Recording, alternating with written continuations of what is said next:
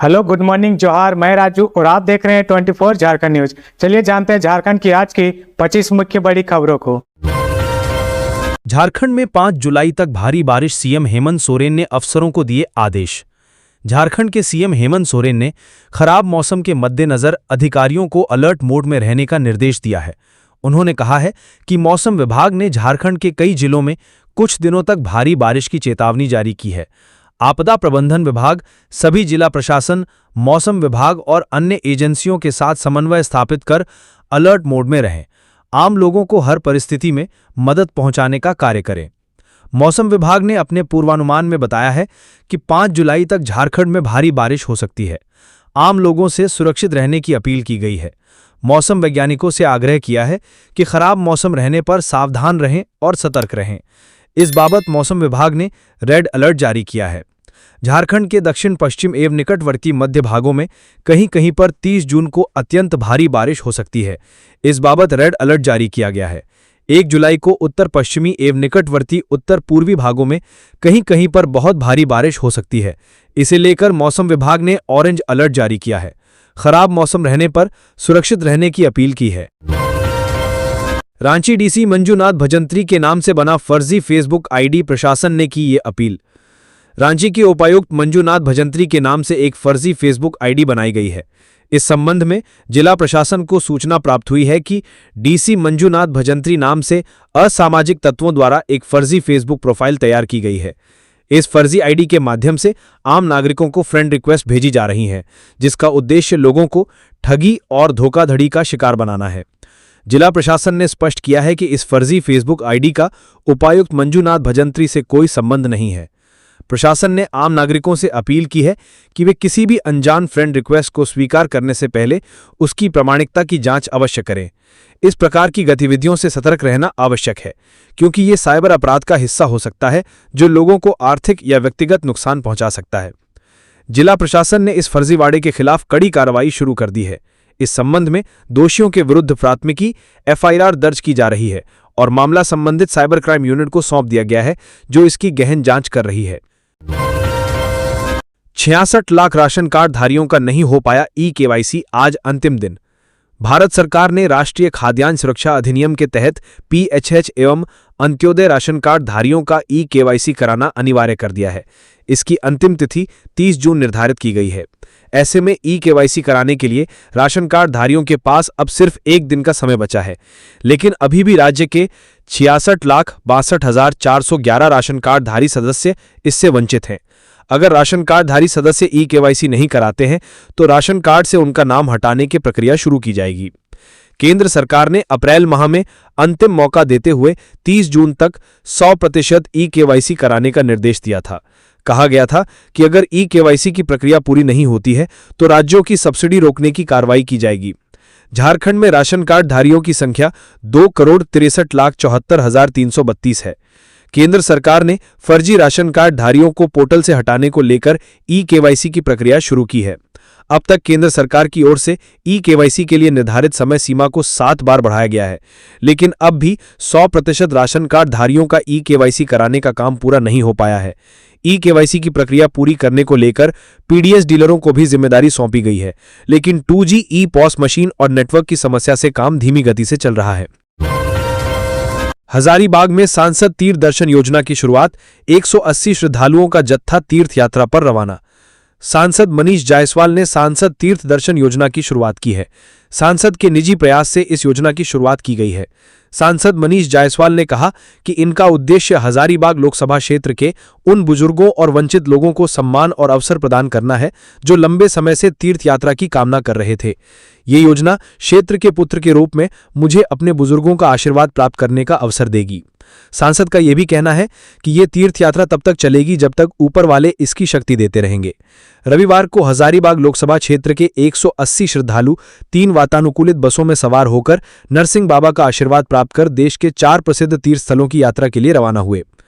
श्रद्धालुओं को उत्तर प्रदेश के प्रसिद्ध तीर्थ स्थल वाराणसी, अयोध्या, प्रयागराज, संगम और विंध्याचल के दर्शन कराए जाएंगे।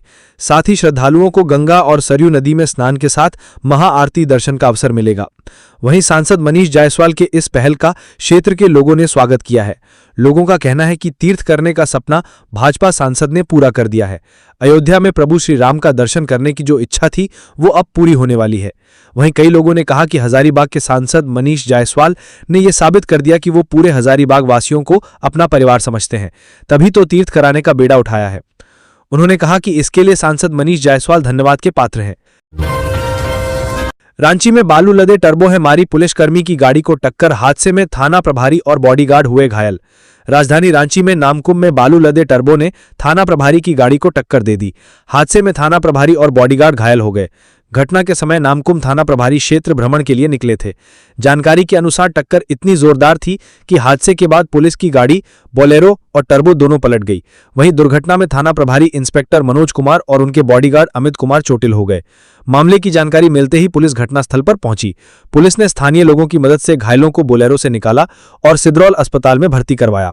यहां प्राथमिक उपचार करवाने के बाद दोनों को बेहतर इलाज के लिए ऑर्किड अस्पताल ले जाया गया। थाना प्रभारी के सिर और चेहरे पर गंभीर चोटें आई हैं। बताया जा रहा है कि थाना प्रभारी को सिर में कई टांके दिए गए हैं। वहीं उनके बॉडीगार्ड को भी सिर और नाक में चोट लगी है। हालांकि हादसे में बोलेरो चला रहे निजी चालक विजय एयरबैग खुल जाने की वजह से सुरक्षित हैं। घटना शनिवार शाम करीब 7:30 बजे पलांडू मिशनरी स्कूल के पास की है। हादसे को लेकर चालक ने बताया कि थाना प्रभारी ने क्षेत्र का दौरा करने की बात कही, जिसके बाद तीनों निकले। दुर्घटना के समय आगे की सीट पर बॉडीगार्ड अमित और पीछे की सीट पर थाना प्रभारी बैठे थे। बारिश की वजह से गाड़ी की रफ्तार धीमी थी। इस बीच पलांडू के पास रांची की ओर से आ रहा बालू लदा टर्बो अचानक अनियंत्रित होकर दूसरी ओर आ गया। टर्बो के पीछे के चक्के से बोलेरो में जोरदार टक्कर हुई, जिसके बाद दोनों गाड़ी पलट गई। झारखंड उत्पाद विभाग ने भूटान और दमन सरकार को लिखा पत्र, शराब के बारे में मांगी जानकारी। झारखंड के उत्पाद विभाग ने भूटान सरकार और दमन के कमिश्नर को पत्र लिखा है। दरअसल पिछले 1.5 महीने पहले पलामू में 2 ट्रक शराब की खेप पकड़ी गई। ये शराब दमन से निकलकर भूटान जा रही थी। शराब की खेप के साथ यूपी और पंजाब के 2 तस्करों को गिरफ्तार किया गया था। बरामद कागजात से उत्पाद विभाग को कई जानकारी मिली थी, जिसके बाद उत्पाद विभाग ने कई बिंदुओं पर जांच शुरू की। पलामू पुलिस द्वारा बरामद कागजात फर्जी होने के संकेत मिले। बाद में परमिट फर्जी पाया गया, जिसके बाद उत्पाद विभाग ने दमन के कमिश्नर को मेल पर भी जानकारी मांगी। लेकिन अब पलामू उत्पाद विभाग ने नए सिरे से कार्रवाई शुरू की है। उत्पाद विभाग ने शराब की खेप भूटान भेजे जाने की जानकारी दमन के कमिश्नर से मांगी है। स्पीड पोस्ट के माध्यम से एक पत्र भेजा गया है। पलामू के उत्पाद अधीक्षक संजीत देव ने बताया कि दमन और भूटान को पत्र लिखा गया है। भूटान और दमन से शराब की खेप के बारे में जानकारी मांगी गई है। जानकारी मिलने के बाद बड़ी कार्रवाई की जाएगी।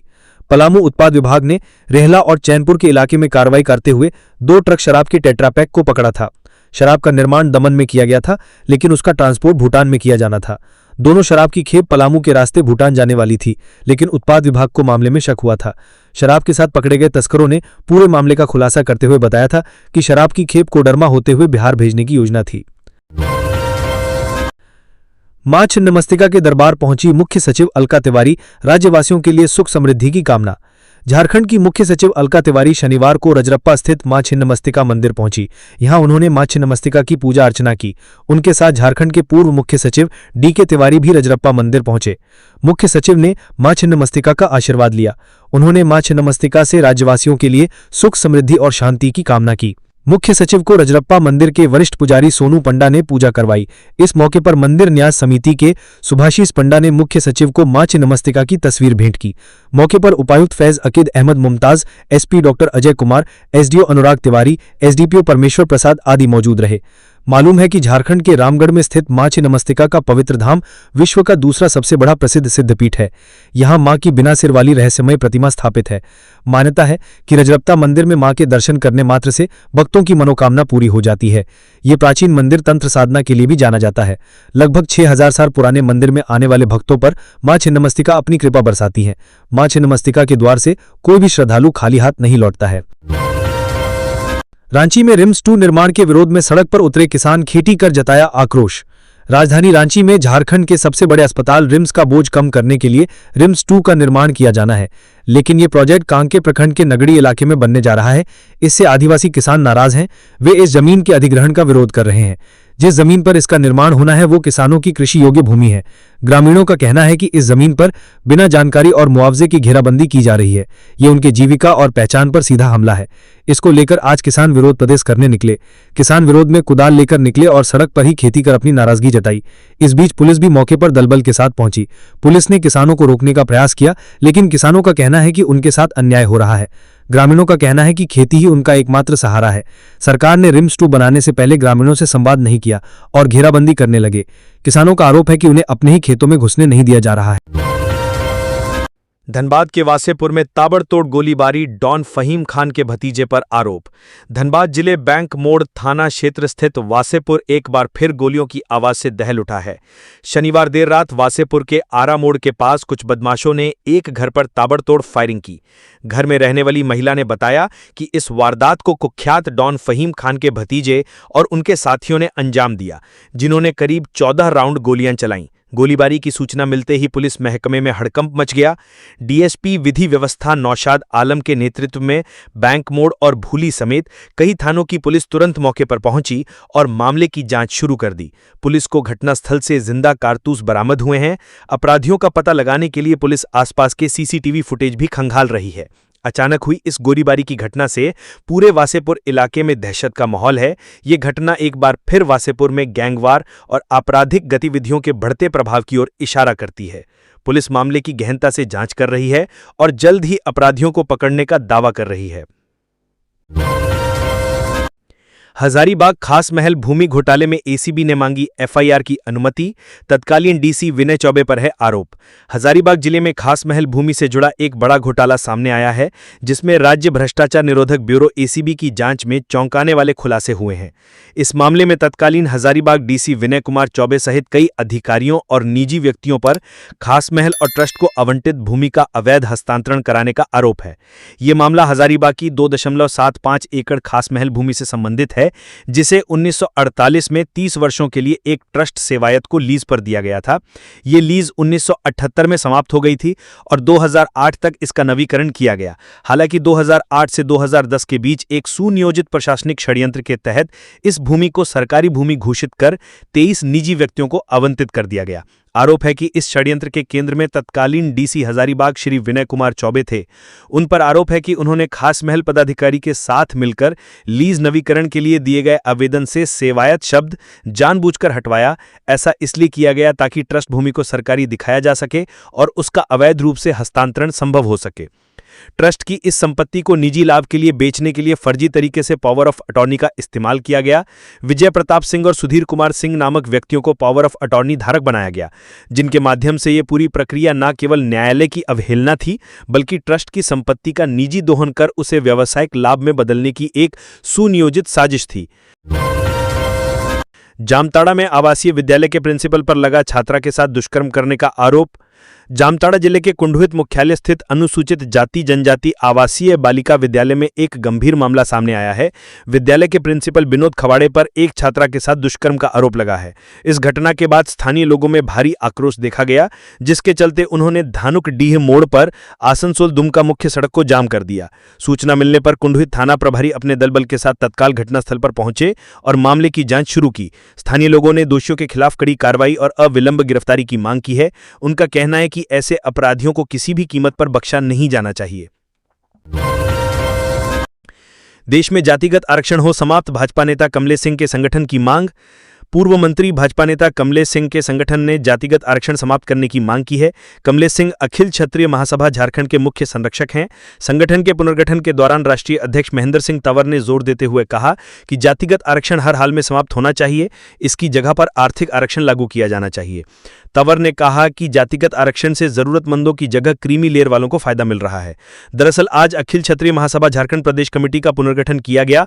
इसमें एक बार फिर से कमलेश सिंह को मुख्य संरक्षक बनाया गया। संगठन ने अपनी कई मांगे भी रखीं। इसमें स्वर्ण आयोग का गठन करना, क्षत्रिय राजपूत आयोग बनाना भी शामिल था। प्रदेश कमेटी के पुनर्गठन कार्यक्रम में मुख्य अतिथि के रूप में संगठन के राष्ट्रीय अध्यक्ष महेंद्र सिंह तंवर उपस्थित थे। उन्होंने सभी नवनियुक्त सदस्यों को नियुक्ति पत्र सौंपा। अखिल क्षत्रिय महासभा के झारखंड प्रदेश अध्यक्ष के तौर पर एक बार फिर से विनय कुमार सिंह को चुना गया। संगठन ने सरकार से कई मांगे भी की, जैसे स्वर्ण आयोग का गठन करना, क्षत्रिय राजपूत आयोग बनाना, जातीय आरक्षण को खत्म करके आर्थिक रूप से कमजोर लोगों को आरक्षण देना। संगठन के राष्ट्रीय अध्यक्ष महेंद्र सिंह तंवर ने कहा कि जातीय आरक्षण का फायदा उन क्रीमी लेयर के लोगों को भी मिल रहा है जिन्हें इसकी जरूरत नहीं है। वहीं झारखंड प्रदेश संगठन के मुख्य संरक्षक पूर्व मंत्री कमलेश सिंह ने भी इस मांग को लेकर अपनी हामी भरी। उन्होंने कहा कि जैसे जैसे युवा बेरोजगार हो रहे हैं, लोगों को नौकरी नहीं मिल रही है, ऐसे में सभी को आर्थिक रूप से आरक्षण मिलना जरूरी है। संगठन के प्रदेश अध्यक्ष विनय कुमार सिंह ने भी मांग को लेकर कहा कि झारखंड में ही नहीं पूरे हिंदुस्तान में आर्थिक आरक्षण को लागू करवाकर ही रहेंगे। जमशेदपुर के स्वर्ण रेखा व खरकई में बाढ़ का खतरा, प्रशासन ने की सतर्कता बरतने की अपील। पूर्वी सिंहभूम जिले में लगातार हो रही बारिश के कारण नदियों का जलस्तर बढ़ गया है। ऐसे में जमशेदपुर के स्वर्ण रेखा व खरकई नदी के तटीय इलाकों में जानमाल की सुरक्षा को देखते हुए प्रशासन की ओर से नागरिकों से सजग एवं सतर्क रहने की अपील की गई है। जमशेदपुर के डीसी कर्ण सत्यार्थी ने जिले के खरकई एवं स्वर्ण रेखा नदी के किनारे तथा अन्य निम्न इलाकों में निवास करने वाले नागरिकों से अपील करते हुए कहा है कि वे सतर्क रहें और किसी भी आपात स्थिति में प्रशासन द्वारा जारी निर्देशों का पालन करें। नदी का जलस्तर अचानक बढ़ सकता है, जिससे बाढ़ जैसी स्थिति उत्पन्न हो सकती है। उन्होंने नागरिकों से अपील करते हुए कहा है कि भारी बारिश के दौरान सुरक्षित ऊंचे स्थानों में शरण लें। नागरिकों की सुरक्षा जिला प्रशासन की प्राथमिकता है। अनुमंडल पदाधिकारी समेत सभी नगरीय निकाय पदाधिकारी, बीडीओ एवं सीओ क्षेत्र भ्रमण कर स्थिति पर लगातार नजर बनाए हुए हैं। जिला प्रशासन ने सभी नागरिकों से सहयोग की अपील की है ताकि किसी भी प्रकार की जनहानि को रोका जा सके। रांची थाना के मुंशी ने पुलिस पदाधिकारी की कर दी पिटाई। धुरवा थाना में एक हैरान करने वाली घटना सामने आई है, जहां एक पुलिस मुंशी पर अपने ही थाने के एक सहायक उप निरीक्षक एएसआई की पिटाई करने का आरोप है। एएसआई सुदीन रविदास ने रांची के एसएसपी से शनिवार को लिखित शिकायत की है। शिकायत के अनुसार 27 जून की रात सुदीन रविदास की ओडी ड्यूटी थी। पेट्रोलिंग के दौरान उन्होंने जगन्नाथपुर रथ मेला परिसर से मोबाइल चोरी और झपट्टामारी के आरोप में 12 संदिग्धों को पकड़ा था, जिन्हें पूछताछ के लिए थाने लाया गया था। सुदीन रविदास का आरोप है कि उनकी जानकारी के बिना थाना मुंशी उदय शंकर यादव ने उन 12 संदिग्धों में से 6 को छोड़ दिया था। जब अगले दिन शनिवार को एएसआई सुदीन रविदास ने इस बारे में मुंशी उदय शंकर से पूछा तो मुंशी ने जवाब दिया कि उन्होंने थाना प्रभारी को उन लोगों को छोड़ने की जानकारी दे दी थी। इस पर सुदीन रविदास ने पूछा कि जब वे ओडी ड्यूटी पर थे और उन्होंने उन संदिग्धों को पकड़ा था तो उन्हें क्यों नहीं सूचित किया गया। इसी बात पर मुंशी उदय शंकर कथित तौर पर उनके साथ गाली गलौज करने लगे। जब सुदीन रविदास ने मुंशी से कहा कि उसने उन्हें छोड़कर गलत किया है तो आरोप है कि उदय शंकर ने थाना परिसर में ही एएसआई सुदीन रविदास के साथ मारपीट शुरू कर दी। मुंशी ने कथित तौर पर उन्हें गाली देते हुए कहा, आज तुमको जान से मार देंगे। एएसआई सुदीन रविदास का आरोप है कि इस मारपीट की घटना में वे बेहोश हो गए। होश आने पर उन्होंने एसएचपी से शिकायत की। इस मामले में मुंशी उदय शंकर यादव ने अपने ऊपर लगाए गए सभी आरोपों को बेबुनियाद बताया है। उन्होंने कहा कि उन्होंने कोई मारपीट नहीं की और इसकी जांच कराई जा सकती है। पारसनाथ पहुंची मुख्य सचिव अलका तिवारी, पर्यटन कार्यों का लिया जायजा, खंडोली डैम और वाटरफॉल का निरीक्षण। झारखंड की मुख्य सचिव अलका तिवारी और राज्य के पूर्व मुख्य सचिव डॉक्टर डीके तिवारी रविवार को गिरिडीह दौरे पर पहुंचे। अपने प्रवास के पहले चरण में उन्होंने पारसनाथ पर्वत का अवलोकन किया। इस दौरान जैन समाज की ओर से भूमिया जी मंदिर परिसर में उनका भव्य स्वागत किया गया। इस अवसर पर गिरिडीह के उपायुक्त रामनिवास यादव, पुलिस अधीक्षक डॉक्टर बिमल कुमार समेत कई प्रशासनिक अधिकारी मौजूद थे। अधिकारियों ने पारसनाथ क्षेत्र में पर्यटन से जुड़ी सुविधाओं, आधारभूत संरचनाओं और चल रहे विकास कार्यों की स्थिति का जायजा लिया। दौरे के दूसरे चरण में दोनों वरिष्ठ अधिकारी खंडोली डैम और गिरिडीह वाटरफॉल का निरीक्षण किया। माना जा रहा है कि इस दौरे से जिले में पर्यटन को लेकर हो रहे प्रयासों को नई दिशा और गति मिल सकती है। स्थानीय प्रशासन ने इस अवसर को क्षेत्र के विकास के लिए एक महत्वपूर्ण पहल बताया है और उम्मीद जताई है कि उच्च स्तरीय अधिकारियों के इस दौरे से गिरिडीह को पर्यटन चित्र पर और मजबूती से स्थापित करने में मदद मिलेगी। झारखंड में 2 बड़े हादसे। हजारीबाग में सड़क दुर्घटना, बोकारो में ब्लास्ट फर्नेस विस्फोट। रविवार 29 जून 2025 की सुबह झारखंड के हजारीबाग और बोकारो जिलों में 2 अलग-अलग हादसों में एक व्यक्ति की मौत हो गई, जबकि 4 लोग गंभीर रूप से घायल हो गए हैं। जानकारी के मुताबिक एक हादसा हजारीबाग जिले के हजारीबाग रामगढ़ रोड पर मोरांगी गांव के पास हुई है। सुबह करीब 6:30 बजे एक सुमो विक्टा ने एक ट्रैक्टर को पीछे से टक्कर मार दी। टक्कर इतनी भीषण थी कि ट्रैक्टर पर सवार एक मजदूर की मौके पर ही मौत हो गई, जबकि 2 अन्य मजदूर गंभीर रूप से घायल हो गए। दूसरी दुर्घटना बोकारो जिले के बालीडीह इंडस्ट्रियल एरिया में हुई। शिवपुरिया इस्पात उद्योग में ब्लास्ट फर्नेस में विस्फोट हो गया। इस विस्फोट की चपेट में आने से 2 मजदूर लखन मुर्मू और अखिल कुमार बुरी तरह झुलस गए। गंभीर रूप से घायल दोनों मजदूरों को बोकारो जनरल अस्पताल में भर्ती कराया गया है, जहां उनका इलाज चल रहा है। हादसे के बाद फैक्ट्री के गेट को अंदर से बंद कर दिया गया। भारी बारिश के कारण स्कूल और हॉस्टल में घुसा बाढ़ का पानी, 162 बच्चों ने छत पर चढ़कर बचाई जान। झारखंड में बारिश ने जनजीवन अस्त व्यस्त कर दिया है। पूर्वी सिंहभूम जिले में भी भारी बारिश हो रही है। बारिश के कारण पोटका के कोवाली थाना क्षेत्र के हरिणा स्थित गुदरा नदी का जलस्तर बढ़ गया है। नदी का पानी घरों व आसपास के इलाकों में घुसने लगा है। शनिवार की रात नदी के पास स्थित लवकुश आवासीय विद्यालय में भी पानी घुस गया। उस समय बच्चे स्कूल के छात्रावास में सो रहे थे। अचानक पानी बढ़ने से वहां सो रहे 162 बच्चों में अफरा तफरी मच गई। बच्चे किसी तरह स्कूल की छत पर भागे और अपनी जान बचाई। स्कूल पूरी तरह जलमग्न हो गया था। सुबह होने पर पुलिस को इस घटना की सूचना दी गई, जिसके बाद पुलिस ने त्वरित कार्रवाई करते हुए ग्रामीणों की मदद से छत पर फंसे बच्चों को सुरक्षित बाहर निकाला। रस्सी व नाव की मदद से बच्चों को रेस्क्यू कर पास के सरकारी स्कूल में सुरक्षित रखा गया है। सभी बच्चे पूरी तरह भीग गए हैं। इस रेस्क्यू ऑपरेशन में कोवाली थाना प्रभारी धनंजय कुमार पासवान व मुसाबनी डीएसपी संदीप भगत ने महत्वपूर्ण योगदान दिया। वहीं स्थानीय लोगों ने आरोप लगाया कि बिना रजिस्ट्रेशन के लवकुश आवासीय विद्यालय कैसे चलाया जा रहा है, ये समझ से परे है। इस विद्यालय में 8वीं तक की शिक्षा दी जाती है और वो भी ये आवासीय विद्यालय है। इस विद्यालय में छोटे छोटे बच्चे पढ़ते हैं। लोगों ने यह भी आरोप लगाया है कि विद्यालय प्रबंधन की लापरवाही के कारण ये घटना घटी है। अगर समय रहते पुलिस प्रशासन कार्रवाई नहीं करता तो निश्चित रूप से कोई बड़ा हादसा हो सकता था। ग्रामीणों के आरोप पर जिला शिक्षा पदाधिकारी से फोन के माध्यम से जानकारी मांगी गई, लेकिन उनसे संपर्क नहीं हो सका। वहीं ग्रामीणों की मांग है कि इस लापरवाही के लिए विद्यालय प्रबंधन पर कार्रवाई की जाए और बिना रजिस्ट्रेशन के विद्यालय कैसे चलाया जा रहा है, इसकी उच्च स्तरीय जांच की जाए। एचईसी में आउटसोर्सिंग का विरोध तेज, कर्मचारी बोले नहीं भरेंगे एजेंसी का फॉर्म। देश की प्रतिष्ठित केंद्रीय सार्वजनिक उपक्रम हैवी इंजीनियरिंग कॉर्पोरेशन एक बार फिर कर्मचारियों के गुस्से की जद में है। कंपनी में आउटसोर्सिंग व्यवस्था लागू करने की तैयारी के बीच सप्लाई और ठेका मजदूरों ने तीखा विरोध शुरू कर दिया है। कर्मचारियों का कहना है कि वर्षों की सेवा के बावजूद उन्हें अनदेखा कर बाहर की एजेंसी से नियुक्तियों की कोशिश न केवल अन्यायपूर्ण है, बल्कि कंपनी के मूल ढांचे के खिलाफ भी है। दरअसल रविवार को धुरवा गोल चक्कर के पास एक बड़ी बैठक आयोजित की गई, जिसमें लगभग 1400 मजदूरों और उनके परिवारों ने भाग लिया। मजदूरों ने यह स्पष्ट कर दिया है कि कोई भी कर्मचारी आउटसोर्सिंग के लिए फॉर्म नहीं भरेगा। आंदोलनकारियों का कहना है कि अगर प्रबंधन जबरन फॉर्म भरवाने की कोशिश करेगा तो कानूनी विकल्पों का सहारा लिया जाएगा। एचईसी के पुनरुद्धार को लेकर बनाई गई संसदीय समिति की आगामी बैठक को लेकर मजदूरों में उम्मीदें बाकी हैं। ये समिति पहले भी 2 बार बैठक कर चुकी है और अब तीसरी बैठक को निर्णायक माना जा रहा है। इस बार यूनियन प्रतिनिधियों को भी बैठक में बुलाया गया है, जिससे कर्मचारियों की आवाज सीधे पहुंच सके। ड्रग पेडलर्स के खिलाफ चतरा पुलिस की बड़ी कार्रवाई, लाखों के ब्राउन शुगर के साथ 2 तस्कर गिरफ्तार, मास्टरमाइंड फरार। ब्राउन शुगर तस्करों के विरुद्ध चतरा पुलिस ने एक और बड़ी कार्रवाई की है। पुलिस ने अवैध ब्राउन शुगर के साथ 2 तस्करों को गिरफ्तार किया है।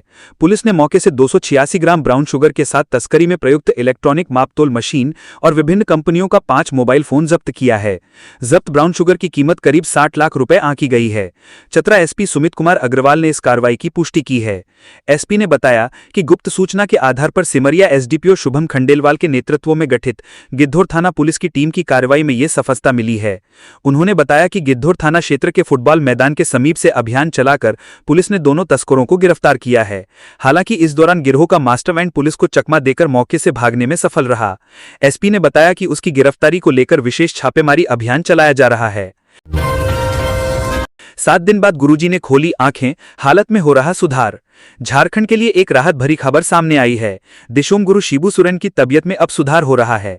7 दिन बाद उन्होंने आंखें खोली हैं, जिससे पूरे झारखंड सहित देश भर में उनके शुभचिंतकों के बीच आशा की किरण जागी है। फिलहाल उनका इलाज दिल्ली के गंगाराम अस्पताल में चल रहा है। गुरुजी की सेहत को लेकर सोरेन परिवार पूरी तरह दिल्ली में मौजूद है और उनके स्वास्थ्य पर लगातार निगरानी रखी जा रही है। झारखंड में भी सलामती के लिए विशेष प्रार्थनाएं की जा रही हैं। राजनीतिक गलियारों में भी उनके स्वास्थ्य को लेकर गहरी चिंता दिखाई दे रही है। पक्ष विपक्ष के नेता दिल्ली पहुंच रहे हैं और मुख्यमंत्री हेमंत सोरेन से मिलकर गुरुजी के स्वास्थ्य की जानकारी ले रहे हैं। हाल ही में राष्ट्रपति द्रौपदी मुर्मू भी गंगाराम अस्पताल पहुंची और गुरुजी के स्वास्थ्य का हाल जाना। खुंटी में ग्राम प्रधान की गोली मारकर हत्या, पुलिस ने 10 लोगों को लिया हिरासत में। खुंटी के लांदुप पंचायत के काड़ेतुबित गांव में शनिवार देर रात अपराधियों ने दहशत फैला दी। गांव के ग्राम प्रधान बलराम मुंडा की पहले बेरहमी से पिटाई की गई और फिर गोली मारकर हत्या कर दी गई। इस हमले में उनका भांजा आचू मुंडा भी गंभीर रूप से घायल हो गया, जो फिलहाल अस्पताल में भर्ती है। मिली जानकारी के अनुसार भारी बारिश के दौरान बलराम मुंडा अपने घर में थे, तभी करीब दर्जन भर हथियारबंद अपराधी घर में घुस आए। उन्होंने लाठी डंडों से बलराम की पिटाई की और बाद में उन्हें गोली मार दी। अपराधी करीब आधे घंटे तक घर में रहे और इस दौरान घर के सामान की भी तोड़फोड़ की गई। घर में रखे धान के बोरे भी फाड़ दिए गए। घटना की सूचना मिलते ही पुलिस मौके पर पहुंची और शव को पोस्टमार्टम के लिए भेजा गया। पुलिस ने जांच शुरू कर दी है और अब तक 10 लोगों को हिरासत में लिया गया है। डीएसपी वरुण रजक ने बताया कि मामले की गंभीरता को देखते हुए जांच जारी है। प्रारंभिक जांच में यह आशंका जताई जा रही है कि हत्या का कारण ठेकेदारी से जुड़ा विवाद हो सकता है। परिजनों का कहना है कि अपराधी डकैती के इरादे से घर में घुसे थे और बलराम मुंडा ने इसका विरोध किया, जिस कारण उन पर हमला किया गया। वहीं पुलिस ने बताया कि घटना के पीछे की वजह का पता लगाने के लिए पूछताछ की जा रही है। एसपी मनीष टोप्पो ने जानकारी दी कि मामले की जांच के लिए विशेष टीम बनाई गई है, जो लगातार छापेमारी कर रही है। अब तक आधा दर्जन अपराधी पकड़े गए हैं और उनसे हथियार भी बरामद किए गए हैं। पूछताछ जारी है और अन्य अपराधियों की गिरफ्तारी भी जल्द होगी। सचिवालय का सच, अपने लिए भिखारी, दूसरे के लिए दानी। सचिवालय के कुछ खुलेआम सच हैं, बेनाम सच हैं। यहाँ कब क्या उल्टा पुल्टा हो जाएगा किसी को पता नहीं चलेगा। यहाँ कभी कमाने वाला भूखा रह जाएगा, कुर्सी तोड़ने वाला मलाई खा जाएगा, दूसरे को देने वाले को खुद के लिए लाले पड़ जाएंगे। जी हाँ, सचिवालय में इस तरह की घटनाएं और निर्णय होते रहते हैं। निर्भर करता है कि निर्णय लेने वाला और निर्णय कराने वाला कौन है, उसके बीच कितना मजबूत समन्वय है, किस तरह का गठबंधन है। ये सच घरकार के 2 विभागों की कार्यप्रणाली से जुड़ी है। एक वित्त विभाग की बजट शाखा है, दूसरा कैबिनेट डिपार्टमेंट। सरकार के वैसे विभागों के वैसे कर्मियों को मानदेय देने का प्रावधान है जो तय कार्य दिवस और समय से अधिक मेहनत करते हैं। इस मेहनत के बदले उन्हें सरकार वेतन के अतिरिक्त मानदेय देती है। पहले बजट शाखा के कर्मियों को 1 लाख रुपए तक मानदेय देने का प्रावधान था। इससे अधिक राशि देने के लिए उन्हें कैबिनेट की स्वीकृति लेनी पड़ती थी, लेकिन प्रत्येक वर्ष के इस झंझट को ही वित्त विभाग ने एक ही झटके में समाप्त करा लिया। कैबिनेट से स्वीकृति लेकर मानदेय की राशि को बढ़ाकर 6 लाख रुपए करा ली। इससे 6 लाख रुपए तक वित्त विभाग खुद ही बजट शाखा के कर्मियों को मानदेय देने लगा है। बजट बनाना भी दुरूह कार्य माना जाता है। वित्त विभाग के बजट शाखा के कर्मी दिन रात मेहनत करके इसे तैयार करते हैं। इसके लिए लगभग 1 महीने तक विशेष मेहनत और परिश्रम करते हैं। इसलिए 1 महीने के विशेष मेहनत के लिए मानदेय मिल रहा है। झारखंड के 5 मेडिकल कॉलेजों को मिली एमबीबीएस दाखिले की सशर्त मंजूरी, 100 सीटों पर होगा एडमिशन। झारखंड के सरकारी मेडिकल कॉलेजों में एमबीबीएस की पढ़ाई करने की इच्छा रखने वाले छात्रों के लिए अच्छी खबर है। राज्य के 5 सरकारी मेडिकल कॉलेजों में सत्र 2025-26 के लिए 100 सीटों पर दाखिले की अनुमति दे दी गई है। ये अनुमति नेशनल मेडिकल कमीशन ने दी है। कमीशन ने झारखंड के स्वास्थ्य विभाग के अपर मुख्य सचिव अजय कुमार सिंह और सभी 5 मेडिकल कॉलेजों के प्राचार्य को पत्र भेजकर इसकी जानकारी दी है। हालांकि ये अनुमति सशर्त है। एनएमसी ने कहा है कि इन कॉलेजों में जो भी कमियां और संसाधनों की कमी पाई गई हैं, उन्हें अगले 4 महीनों में सुधार लेना होगा। इसके साथ ही अगले शैक्षणिक सत्र के लिए इन कॉलेजों को एनएमसी की medical assessment and rating board से फिर से अनुमति लेनी होगी। फैकल्टी की बात करें तो 5 कॉलेजों में सबसे कम स्टाफ दुमका में है। दुमका में सिर्फ 41 फैकल्टी है। वहीं पलामू में 71, हजारीबाग में 78, जमशेदपुर में 133 और धनबाद में 141 फैकल्टी सदस्य हैं। फैकल्टी में professor, associate professor, assistant professor, tutor और सीनियर रेजिडेंट हैं। उरांव जनजाति शिक्षा और सरकारी योजनाओं में सबसे आगे, संतालों की भागीदारी उम्मीद से कम। झारखंड में कुल 32 आदिवासी समुदाय रहते हैं, जिनमें से उरांव जनजाति शिक्षा और सरकारी योजनाओं के लाभ उठाने में सबसे आगे है। राज्य में उरांव समुदाय की जनसंख्या लगभग 19% है, लेकिन इस समुदाय में 42% लोग स्नातक या उससे उच्च शिक्षा प्राप्त कर चुके हैं। इसके चलते इनकी सरकारी योजनाओं में भागीदारी भी सबसे ज्यादा देखी गई है। दूसरे स्थान पर मुंडा जनजाति है, जिसकी जनसंख्या लगभग 14% है। इस समुदाय के शिक्षा और योजनाओं में भागीदारी लगभग 18% के आसपास है, जो उनकी जनसंख्या से ज्यादा है। ये दिखाता है कि मुंडा समुदाय में भी शिक्षा और योजनाओं की पहुंच बेहतर हो रही है। इसके उलट झारखंड की सबसे बड़ी जनजाति संताल की स्थिति काफी चिंताजनक है। राज्य में संतालों की आबादी 31.86% है, लेकिन शिक्षा और सरकारी योजनाओं में उनकी भागीदारी सिर्फ 16.88% ही है। ये अंतर दर्शाता है कि इतनी बड़ी आबादी होने के बावजूद संताल समुदाय शिक्षा और सरकारी लाभों में पीछे है। इसकी एक प्रमुख वजह शिक्षा के प्रति जागरूकता की कमी और सरकारी योजनाओं की जानकारी का अभाव हो सकता है। रिपोर्ट में यह भी सामने आया है कि कुछ छोटी जनसंख्या वाले समुदाय भी बेहतर प्रदर्शन कर रहे हैं।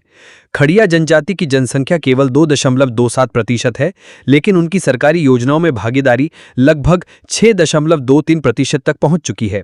इसी तरह हो जनजाति की जनसंख्या 10.74% है और योजनाओं में भागीदारी 8.7% है। गिरिडीह के लिए खुशखबरी, जल्द शुरू होगा ओपनकास्ट माइन से उत्पादन, बढ़ेंगे रोजगार के अवसर।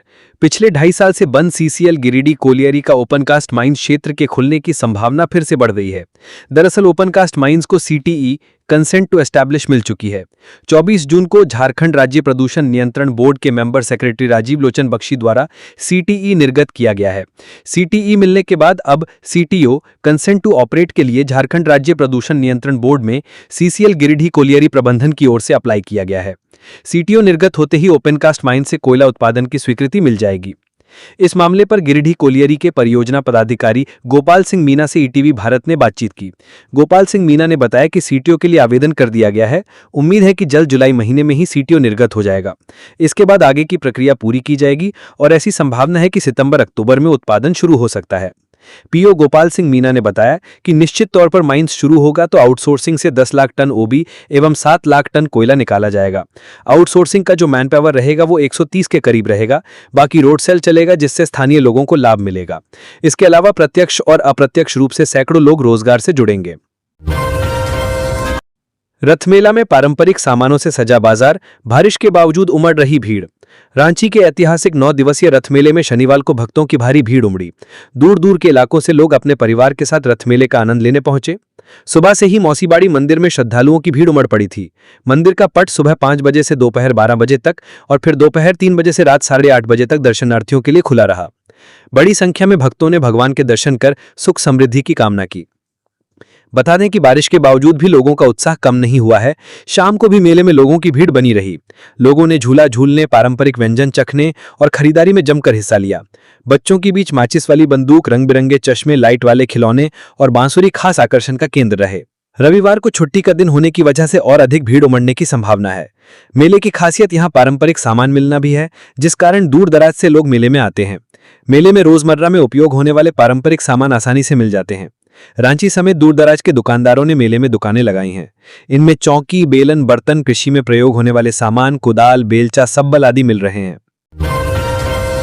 ऑपरेशन नार्कोस के तहत बड़ी सफलता। रांची रेलवे स्टेशन से 10 किलो गांजा के साथ एक तस्कर गिरफ्तार। रेल पुलिस के द्वारा भी नशे के तस्करों के खिलाफ लगातार बड़ी कार्रवाई की जा रही है। नशे के तस्करों के खिलाफ रांची रेल मंडल में ऑपरेशन नार्कोस चलाया जा रहा है। इसी अभियान के क्रम में रांची रेलवे स्टेशन से 10 किलो गांजा के साथ एक तस्कर को गिरफ्तार किया गया है। आरपीएफ कमांडेंट पवन कुमार के नेतृत्व में रांची रेल मंडल में आरपीएफ के अफसर और जवान नशे के तस्करों के खिलाफ उत्कृष्ट कार्य कर रहे हैं। इसी क्रम में विशाखापट्टनम से गांजा लेकर चले एक तस्कर को रांची रेलवे स्टेशन से गिरफ्तार किया गया है। आरपीएफ कमांडेंट पवन कुमार ने बताया कि रांची रेलवे स्टेशन पर नशीले पदार्थों की तस्करी पर रोक लगाने के लिए आरपीएफ पोस्ट रांची तथा फ्लाइंग टीम रांची द्वारा गहन चेकिंग अभियान चलाया जा रहा था। तस्कर के पकड़े जाने पर कानूनी प्रक्रिया के तहत तलाशी ली गई और गांजा को डीडी किट से जांच कर पुष्टि की गई। आरोपी पूछताछ में बताया कि उसने ये गांजा विशाखापट्टनम से खरीदा था और आनंद विहार में ऊंचे दाम पर बेचने जा रहा था। गांजा को मौके पर ही जब्त कर लिया गया और आरोपी को जीआरपीएस रांची को अग्रिम कानूनी कार्रवाई के लिए सौंप दिया गया। लातेहार में बारिश से पुल क्षतिग्रस्त, नदी में बही बाइक, जिला मुख्यालय से कई गांवों का टूटा संपर्क। शनिवार शाम से हुई मूसलाधार बारिश ने जमकर तबाही मचाई है। भारी बारिश के कारण कई ग्रामीणों का संपर्क जिला मुख्यालय से पूरी तरह टूट गया है। इस दौरान लगातार हो रही बारिश की वजह से बरवहिया के कुटमू में बड़क्का पुल टूट गया। दरअसल शनिवार शाम से अचानक मौसम का मिजाज बदला और जोरदार बारिश होने लगी। बारिश इतनी तेज थी कि 1 घंटे के भीतर ही नदियों का पानी उफान पर पहुंच गया था। कई नदियों का पानी तो पुल के ऊपर से बहने लगा था। इधर मनिका प्रखंड के बरवहिया से सदवाही, भदाई, बथान, बजरमारी, मनिका रोड में भी नदी का पानी पुलिया के ऊपर से बहने लगा था। इस दौरान एक युवक मोटरसाइकिल पर सवार होकर पुलिया को पार कर रहा था। तभी उसका संतुलन बिगड़ा और उसकी बाइक नदी के तेज बहाव में बह गई। हालांकि मोटरसाइकिल सवार युवक को सुकरी नदी में डूबने से बचा लिया गया। जब अगले दिन बारिश कम हुई तो स्थानीय ग्रामीणों की मदद से नदी में फंसी बाइक को कड़ी मशक्कत के बाद बाहर निकाल लिया गया। कोडरमा में गजराज का आतंक, 1 की मौत। हाथियों ने 2 महीने में ली 4 लोगों की जान। कोडरमा जिले में जंगली हाथियों का आतंक थमने का नाम नहीं ले रहा है। बीते 6 महीने में जहां हाथियों के झुंड ने किसानों की फसलें सहित अन्य कई प्रकार का नुकसान पहुंचाए हैं, वहीं बीते 2 महीने के अंदर हाथियों ने 4 लोगों की मौत के घाट उतार दिया है। ताजा मामला जयनगर थाना क्षेत्र के पिस्पीरो गांव का है, जहां हाथी ने एक वृद्ध को अपना निशाना बनाया है। मृतक की पहचान 55 वर्षीय रविंद्र यादव उर्फ ननखू यादव से की गई है। ग्रामीणों के अनुसार रविंद्र यादव सुबह अपने गांव के अन्य लोगों के साथ शौच पर निकला था। इसी बीच धनबाद गया रेलखंड के यदुड़ी हॉल्ट के पास रेलवे लाइन के किनारे एक हाथी ने उसे घेर लिया। जब तक वे वहां से भाग पाते, हाथी ने उसे अपने सूंड से पटक दिया और उसे अपने पैरों तले कुचल दिया। इसी बीच वहां पर आसपास के ग्रामीण पहुंचे और हाथियों के झुंड को भगाते हुए ननखू को उनके चंगुल से छुड़ाया। हालांकि तब तक रविंद्र की मौत हो चुकी थी। घटना की सूचना पाकर जयनगर पुलिस और वन क्षेत्र प्रभारी रविंद्र कुमार मौके पर पहुंचे और मृतक के परिजनों को वन अधिनियम के तहत तत्काल 25,000 रुपए की सहायता राशि प्रदान की। रेंजर रविंद्र कुमार ने बताया कि ऐसी दुर्घटना के लिए मृतक के परिजनों को 4 लाख रुपए का मुआवजा देने का प्रावधान है। फिलहाल 25,000 रुपए की राशि मृतक के परिजनों को दे दी गई है। बाकी राशि प्रक्रिया पूरी होने के पश्चात दे दी जाएगी। जमीन के 4 फीट नीचे मिला बालक का शव, जांच में जुटी पुलिस। गिरिडीह जिले के नवडीहा ओपी क्षेत्र अंतर्गत दलागी पुल के नीचे जमीन के 4 फीट अंदर से एक बालक का शव बरामद किया गया है। मृत बालक की उम्र लगभग 7 साल बताई जा रही है। हालांकि अब तक शव की शिनाख्त नहीं हो सकी है। पुलिस मामले की जांच में जुटी है। सुबह क्षेत्र में यह शोर हुआ कि दलागी पुल के नीचे किसी का शव दफन है। जहां शव दफनाया गया है उसके ऊपर पत्थर भी रख दिया गया है। इस शोर के बाद लोगों की भीड़ पुल के ऊपर और नीचे उमड़ पड़ी। लोगों ने मामले की सूचना नवडीहा ओपी पुलिस को दी। सूचना मिलते ही नवडीहा ओपी प्रभारी दीपक कुमार और जमुआ थाना प्रभारी मणिकांत कुमार पुलिस बल के साथ मौके पर पहुंचे और ग्रामीणों के सहयोग से शव को बाहर निकाला। तो ये थी आज की झारखंड की टॉप बड़ी खबरें। इसी तरह झारखंड की हर छोटी सी बड़ी खबर देखने के लिए आप हमारे चैनल 24 झारखंड न्यूज को सब्सक्राइब करके बेल आइकन प्रेस कर ले, जिससे झारखंड की हर छोटी सी बड़ी खबर की अपडेट आप तक पहुंचता रहे। तो आज के लिए बस इतना ही। हमें दीजिए इजाजत, फिर मिलते हैं नेक्स्ट न्यूज में।